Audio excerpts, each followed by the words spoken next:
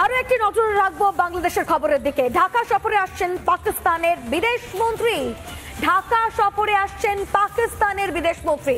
পাকিস্তানের বিদেশমন্ত্রী ইশাক দার তিনি ঢাকা সফরে যাচ্ছেন। চলতি মাসের শেষ সপ্তাহে ঢাকায় যাওয়ার কথা রয়েছে তার। পাকিস্তানের সঙ্গে স্বাভাবিক সম্পর্ক চায় বাংলাদেশ।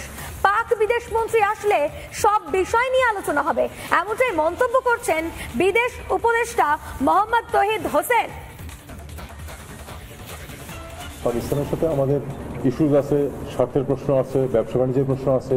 তবে পাকিস্তানের সাথে আমরা যেটা সবসময় বলে আসতেছি, গত এক বছর যাবত আমরা যেটা বলে আসছি, সেটা হলো যে আমরা পাকিস্তানের সাথে স্বাভাবিক সম্পর্ক চাই। আজ থেকে ঠিক এক বছর আগে কি হয়েছিল মনে আছে? ঢাকার রাজপথে চলেছিল তাণ্ডব। তৎকালীন প্রধানমন্ত্রী শেখ হাসিনাকে দেশ ছাড়া করা হয়েছিল। হিন্দুদের বেছে বেছে টার্গেট করা হয়েছিল, এমনকি মারধরও করা হয়েছিল, খুনও করা হয়েছিল। ঢাকায় ইউনূস সরকার এসেছিল। কিন্তু এই গোটা পরিস্থিতির এখন কি ছবি, বদল কি ঘটেছে তা তো দেখা যাচ্ছে না।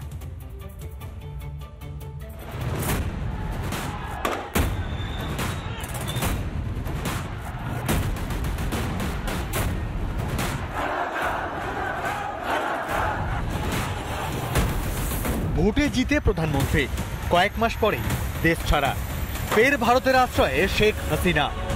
সেই ভয়াবহ ঘটনার এক বছর পার।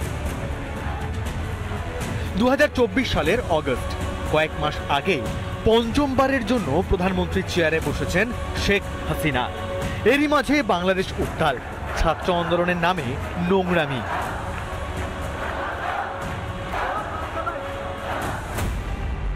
শেখ হাসিনা গণভবন ছাড়তে শুরু হামলা, লুটপাট।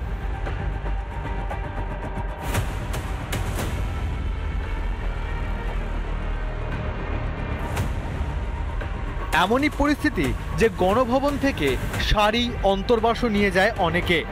এতটাই নোংরা মানসিকতা।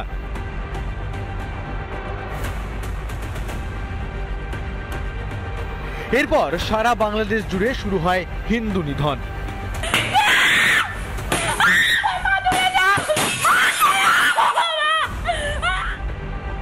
কয়েকদিন পরে তদারকি সরকার দায়িত্ব নেয়, নেতৃত্বে নোবেল জয়ী মোহাম্মদ ইউনূস। তার জামানায় পদ্মা পারে মৌলবাদ মাথাচাড়া দেয়, শুরু হয় হিন্দুদের ওপর হামলা।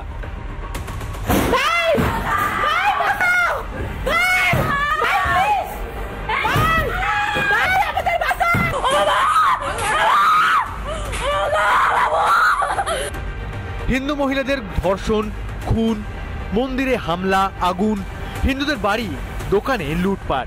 কি নেই সেই তালিকায়?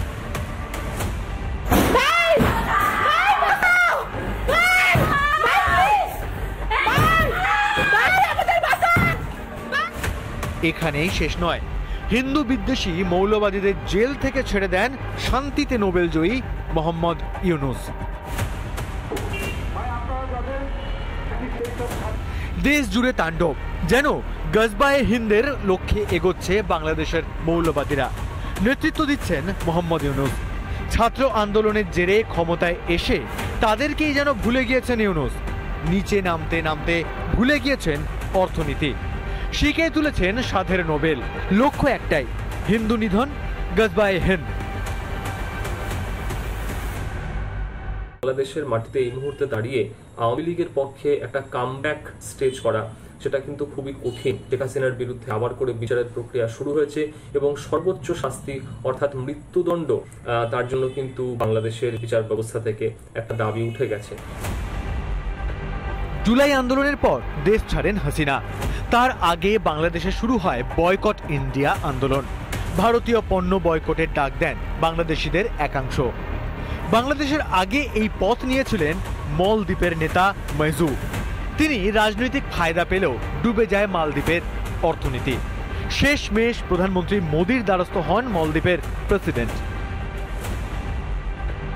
ভারত ছাড়া দেশ অচল, হারে হারে টের পেয়েছে বাংলাদেশও। ভারত রপ্তানিতে রাশ টানতে মাথায় হাত পড়ে ইউনূসের। ভারতের দয়ায় বাঁচা দেশকে আধপেটা খেয়ে ভিক্ষার থালা হাতে বসে পড়তে হয়। যে পাকিস্তানের আশায় ভারত দখলের স্বপ্ন দেখেছিল বেয়াদব ইউনূস, সেই পাকিস্তানের পরিণতিতেই আজ কুঁকড়ে গেছে বাংলাদেশ। কি আর করা যাবে, বারবার তো আর ক্ষমা করবে না ভারত।